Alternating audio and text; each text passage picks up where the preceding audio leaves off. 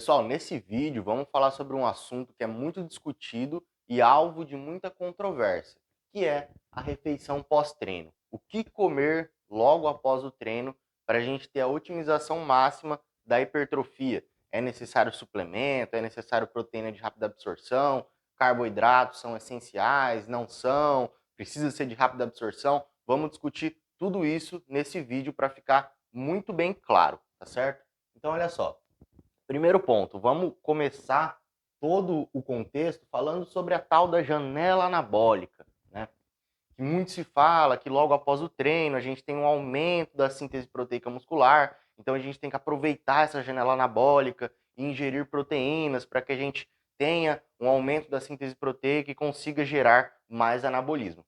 Mas vamos entender o seguinte, olha só. O simples fato de realizar um treino de musculação, de fazer um treinamento resistido, já gera um aumento da síntese proteica muscular. De fato isso acontece, tá? Só que olha só, ao contrário do que se pensava antigamente, esse aumento da síntese proteica induzido pelo treinamento resistido, né? Induzido pelo treino resistido, pela musculação, pelo treino de força, né?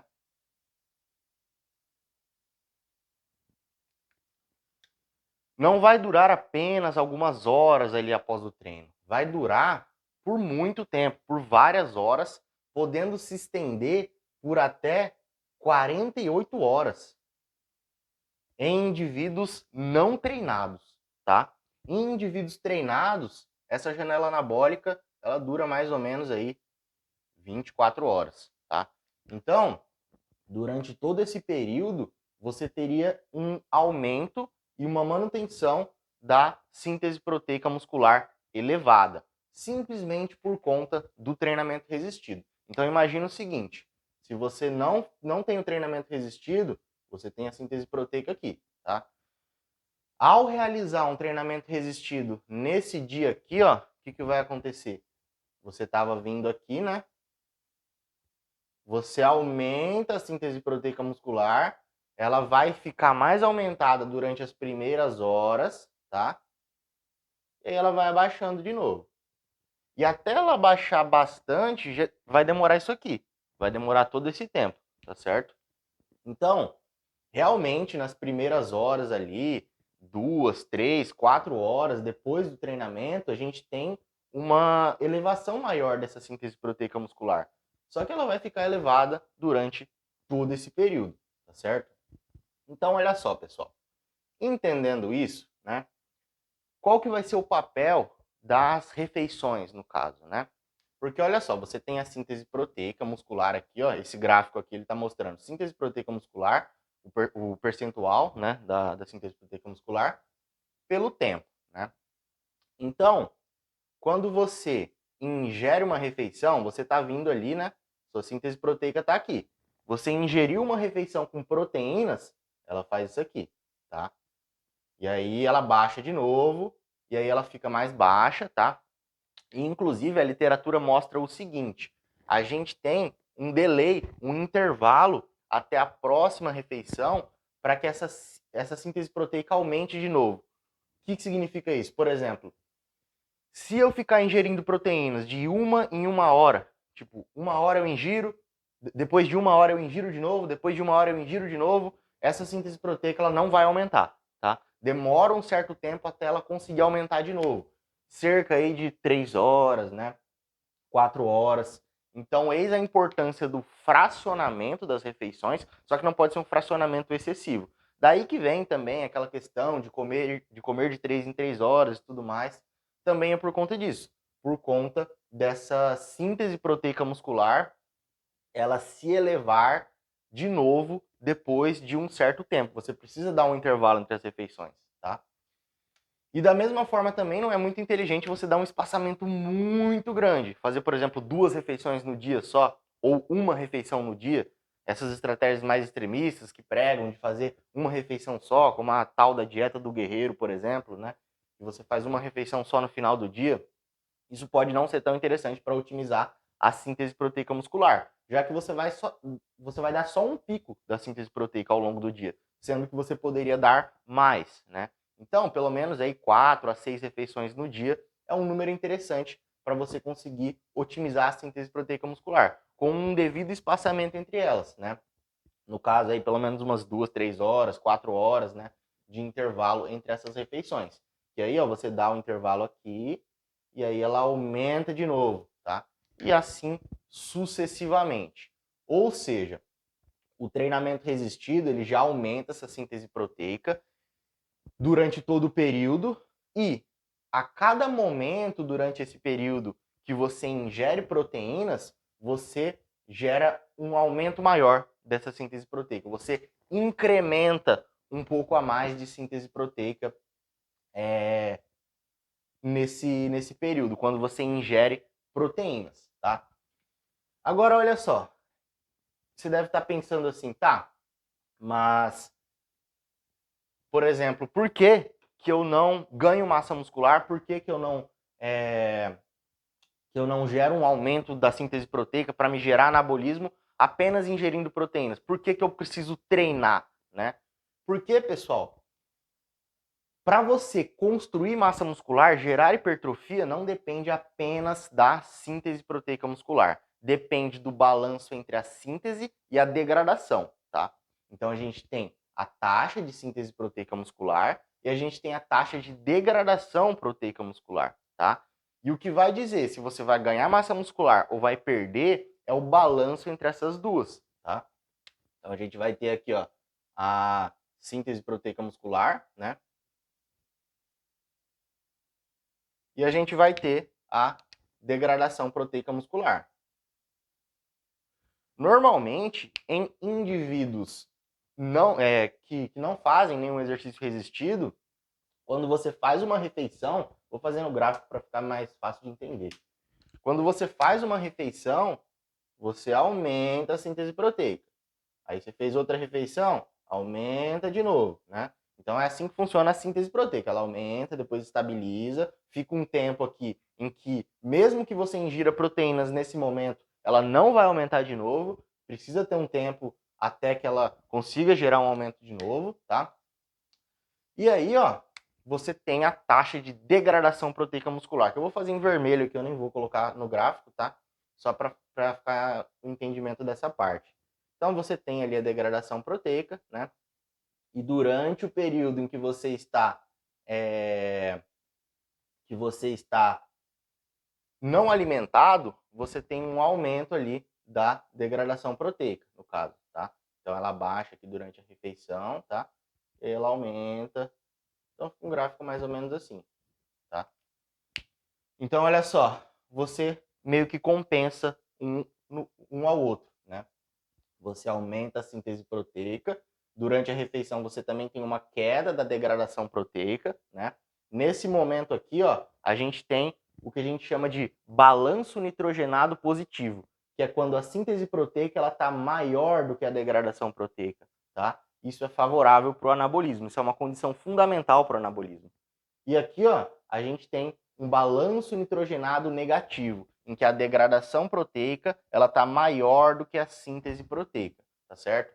Então, ao longo do dia, né, num indivíduo que não faz nenhum treinamento resistido, você tem um balanço nitrogenado neutro, tá? Porque olha só, o que teve aqui de balanço nitrogenado positivo foi compensado aqui com o balanço nitrogenado negativo, e assim sucessivamente, né? No período da refeição você diminui a degradação, só que no período pós-prandial você aumenta a quebra de proteínas musculares, a degradação proteica. Então você tem um balanço nitrogenado negativo e aí você anula, né, esse aqui, e o balanço nitrogenado ele permanece neutro, tá? O balanço nitrogenado se refere à retenção de nitrogênio no músculo, que é fundamental para o anabolismo, tá?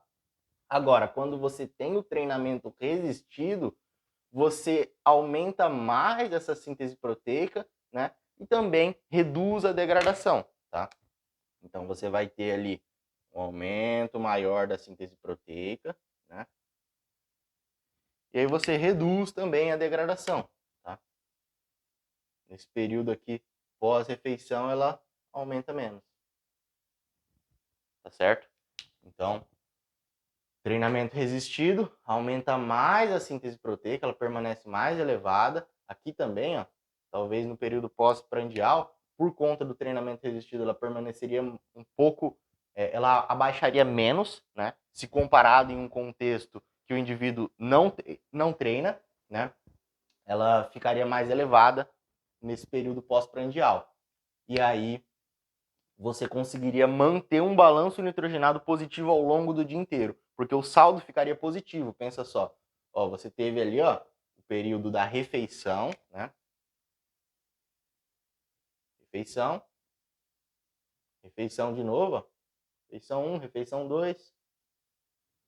No período da refeição, você aumentou a síntese proteica, tá? Essa refeição eu estou considerando que você tem ingestão de proteínas nessa refeição. É essencial que você ingira proteínas para aumentar a síntese proteica, tá? Aí você aumentou ali a síntese proteica.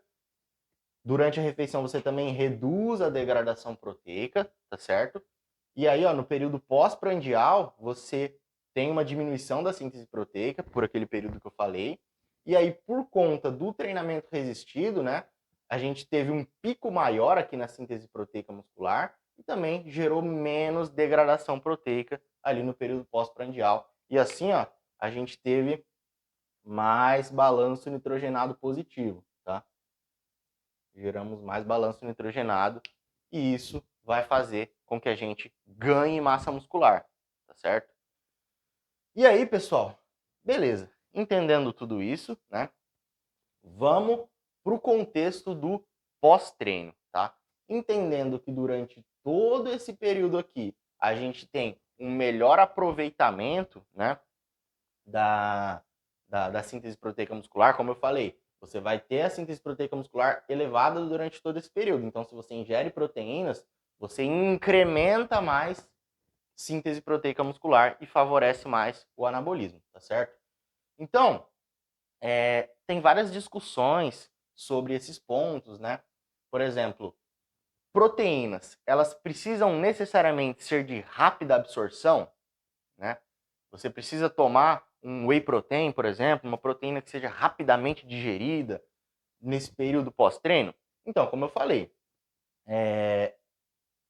esse aumento da síntese proteica você vai ter por várias horas após o treino. Então, você não precisa se preocupar em estar ingerindo, sei lá, um whey protein hidrolisado ou o próprio whey protein também, ele não é fundamental, porque justamente tem várias horas, né? Então, mesmo que você espere ali 1, 2 horas para fazer a refeição, não vai ter tanto problema, porque essa síntese proteica ela fica elevada por muito tempo. Então, não precisa ser imediatamente após o treino para você ingerir proteínas. Então, é um mito essa questão de falar que você tem que logo imediatamente após o treino já chacoalhar o shake de whey e tomar, né? Isso realmente não é necessário. Você pode simplesmente também fazer uma refeição sólida, porque você não tem uma demanda tão rápida assim para ter essa síntese proteica, porque justamente ela fica aumentada por muito tempo. Essa janela anabólica ela é muito longa, então não tem por que a gente ficar se preocupando. Mas ainda assim, é bem prudente você fazer uma refeição sim logo após o treino, tipo, pelo menos aí 1, 2, 3 horas após o treino no máximo, né? Não deixar passar muito disso, até porque não tem muito motivo para você fazer isso, sendo que você pode aproveitar esse período para aumentar, incrementar a síntese proteica. Por que que você não faria uma refeição nesse período, né? Então, não faz muito sentido. Até porque se você não fizer uma refeição nesse período, você entra naquela questão também de não fazer uma quantidade adequada de refeições ao longo do dia para aproveitar ao máximo a síntese proteica, né? Por isso que eu falei, eis a importância de fracionar e ter uma quantidade boa de refeições ao longo do dia para que você consiga aproveitar todos os momentos em que você pode ter um incremento na síntese proteica, gerando uma tendência a ter um balanço nitrogenado positivo maior ao final do dia, gerando mais hipertrofia, tá? Então, essa questão de proteína de rápida absorção é uma questão muito discutida na literatura, muito contraditória, né? Porque, por exemplo, se a gente for comparar um whey protein com uma caseína, por exemplo, né? O whey protein é uma proteína de uma rápida absorção, né? Ela é absorvida muito rápido. E aí, os aminoácidos dessa proteína caem na corrente sanguínea muito rapidamente e chegam ao músculo de forma mais rápida, né? Geram o que a gente chama de aminoacidemia mais rápida, né? De forma mais elevada, tá? Você aumenta aminoácidos no sangue, no caso do o whey protein, tá? Deixa eu escrever aqui. No caso do whey. Agora, quando você pega, por exemplo, uma albumina, quer dizer, uma caseína, né? Que ela tem uma digestão bem lenta. Caseína ou carnes gordas também, né? Cortes de carne mais gorda, que tem bastante gordura, demoram mais para serem digeridas, né? Carnes magras vão acabar sendo de uma absorção mais rápida, tá certo? Agora, quando você fala de uma caseína, de uma carne mais gorda, que ela vai demorar mais tempo para ser digerida, e o que isso significa? Como ela demora mais tempo para ser digerida, os aminoácidos dessa proteína demoram mais para chegar no sangue, né? Então você gera um pico menor de aminoacidemia, de aminoácidos no sangue, né? E ele vai demorar mais para chegar totalmente no sangue, tá? Então, por exemplo, se a gente fosse olhar aqui no gráfico, né? Com o whey protein, a gente teria um pico aqui, né? Rápido de síntese proteica, porque justamente essa... Eu vou até apagar aqui, ficou bonitinho aqui, mas eu vou apagar para explicar essa parte, que vai ficar mais fácil, né? Então, olha só, com o whey protein, a gente teria um pico aqui, ó, na síntese proteica muscular, com whey, tá, no caso. Vou fazer de vermelho, vou fazer das cores que tá ali. Ó, com whey, a gente teria esse pico aqui, tá? Beleza. E com a caseína, como que seria isso? Por ela ser de digestão mais lenta e liberação mais lenta na corrente sanguínea, você teria um pico menor. Então, seria mais ou menos assim, ó. Tá certo? Então, é muito discutido na literatura essa questão, né? No período pós-treino, seria mais interessante uma proteína de absorção um pouco mais rápida, para a gente aproveitar mais essa janela anabólica, esse período que é mais favorável para a síntese proteica e tudo mais, né? Só que, beleza, você até tem esse aumento maior ali com uma proteína de rápida absorção. Só que com uma proteína de absorção mais lenta, você tem menos pico, né? Ele se eleva menos rapidamente, só que ele é mantido por mais tempo, tá? Então acaba que compensa. Se você for ver a área, né? O quanto que aumentou de síntese proteica, se a quantidade de proteína for equivalente, a tendência é que seja a mesma coisa, tá? A tendência é que o aumento seja igual, porque justamente o whey protein ele aumentou mais rápido, mas abaixou mais rápido também. Caiu muito rápido no sangue e também saiu mais rápido. E a caseína não, ela caiu mais lentamente, foi aumentando mais gradativamente, mas também foi mantida por mais tempo, tá? Então, essa é uma questão que é muito discutida, né, mas acaba sendo dessa forma. Não tem tanta diferença assim, justamente porque acaba compensando, tá? Então, olha só, nesse período pós-treino, pessoal, é interessante, né? Não só no período pós-treino, mas a cada refeição, é recomendado que haja uma ingestão de 20 a 40 gramas de proteínas, tá? Se a gente fosse colocar em grama quilo, mais ou menos, seria mais ou menos aí até uns 0,4 grama quilo de proteína, né? Para individualizar mais, no caso, nessa refeição. Então, se você ingere isso aqui, você tem o pico máximo da síntese proteica, tá? 20 a 40 gramas de proteínas é recomendado que se ingira nessa refeição, tá? É prudente que você ingira pelo menos ali nas primeiras horas após o treino, tá? E é essencial também que essa proteína ela seja rica em aminoácidos essenciais, tá? E aqui vai entrar também a questão dos BCAA, né? Que vai ser a leucina, a isoleucina e a valina, né? Que são os aminoácidos de cadeia ramificada, tá? Só que eles são aminoácidos essenciais. Só que o ideal é que você ingira todos os aminoácidos essenciais. Se você pega o BCAA, que vai ser a leucina, isoleucina e valina, são apenas 3 dos 9 aminoácidos essenciais que a gente tem. Então, a gente tem 9, né? Então, se a gente consumir o BCA, a gente está ingerindo só 3, né?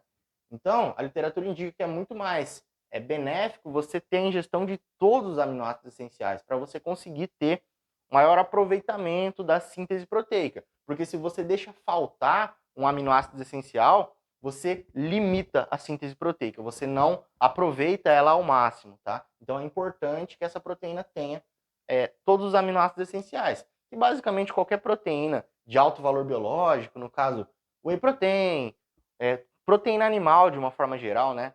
Ovos, frango, carne, leite, tudo isso tem bastante aminoácido essencial, tá?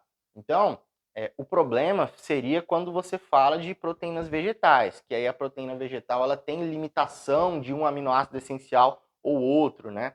E aí tem várias estratégias também que eu não vou adentrar a fundo aqui para a gente conseguir otimizar ao máximo a síntese proteica numa dieta vegetariana, tá? Isso é um tema para um outro vídeo. Mas basicamente é importante que nessa refeição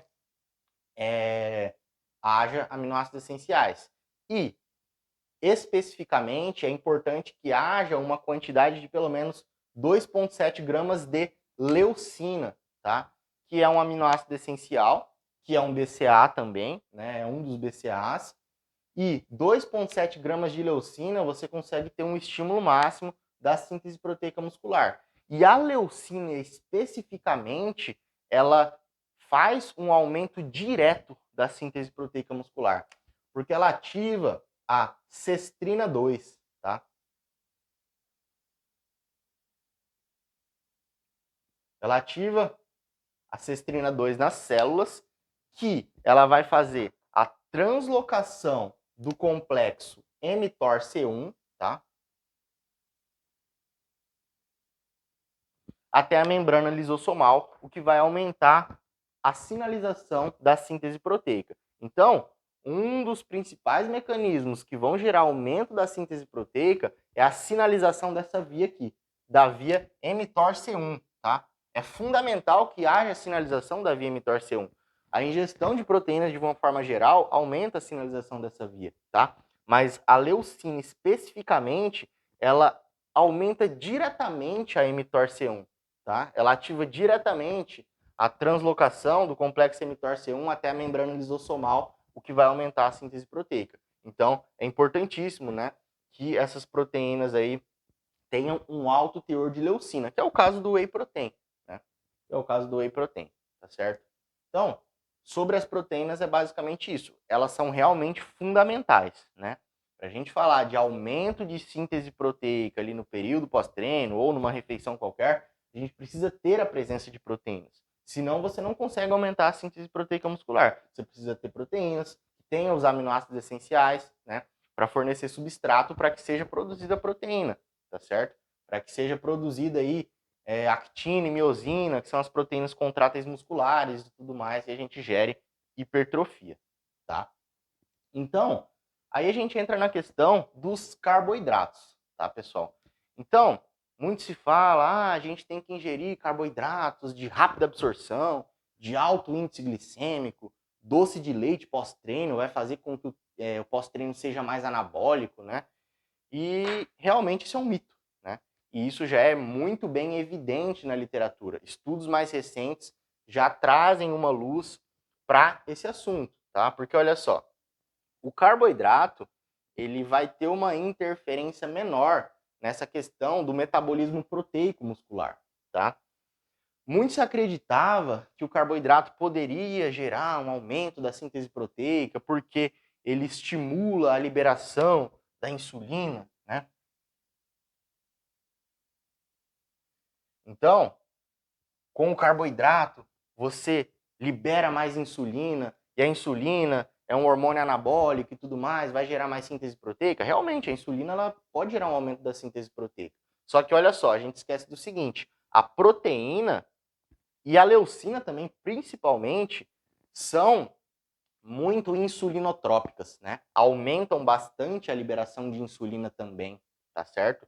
Então, isso é um ponto que muita gente acaba se confundindo, porque os aminoácidos essenciais, como eu falei, a leucina principalmente, aumentam muito a liberação de insulina também, o que já basta para estimular ao máximo a síntese proteica muscular. Tem um estudo muito interessante que ele comparou um grupo que ingeria proteínas e o outro proteínas e carboidratos ali após o treino, tá? É um estudo muito interessante, muito bem conduzido, né, de pesquisadores renomados e tudo mais.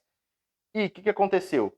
O grupo que ingeriu proteínas e o grupo que ingeriu proteínas e carboidratos tiveram a mesma taxa de síntese proteica muscular, tá? Por mais que a liberação de insulina no grupo que ingeriu mais carboidratos foi cerca de 5 vezes maior, tá? Então, com o carboidrato, liberou 5 vezes mais insulina. E com a proteína, liberou menos insulina. Só que essa insulina aqui, apenas com a proteína, já foi suficiente para estimular ao máximo a síntese proteica muscular. Não houve um incremento na síntese proteica muscular com a ingestão de carboidratos. Então essa questão acabou caindo por terra, né? Que a insulina vai gerar um aumento muito mais significativo aí da síntese proteica muscular no período pós-treino, tá? Pode até reduzir a degradação proteica também, tudo mais, mas isso também vai depender ao longo do dia inteiro, né? A gente vai olhar no contexto como um todo, não vai ser apenas naquela refeição que a gente vai medir essa questão da degradação também, tá certo? Então, o que é fundamental, né, para ter o aumento da síntese proteica pós-treino é a proteína. O carboidrato acaba não sendo fundamental para essa questão da síntese proteica. A função do carboidrato principal aí, nesse período pós-treino, seria mais de repor o glicogênio que foi gasto durante o treino, tá certo, pessoal? Então, em um exercício intenso, né, seja ele aeróbico, musculação, um exercício intenso, a gente prioriza a utilização do glicogênio como principal substrato energético durante esse exercício, tá? Então esse carboidrato basicamente esse glicogênio basicamente é o carboidrato junto com a água estocado no seu músculo, tá? Ele também pode ser estocado no fígado, né? Mas o do fígado, ele vai ser utilizado para outras funções, para manter a glicemia, para manter o fornecimento de glicose para o cérebro, né, para outros tecidos e células.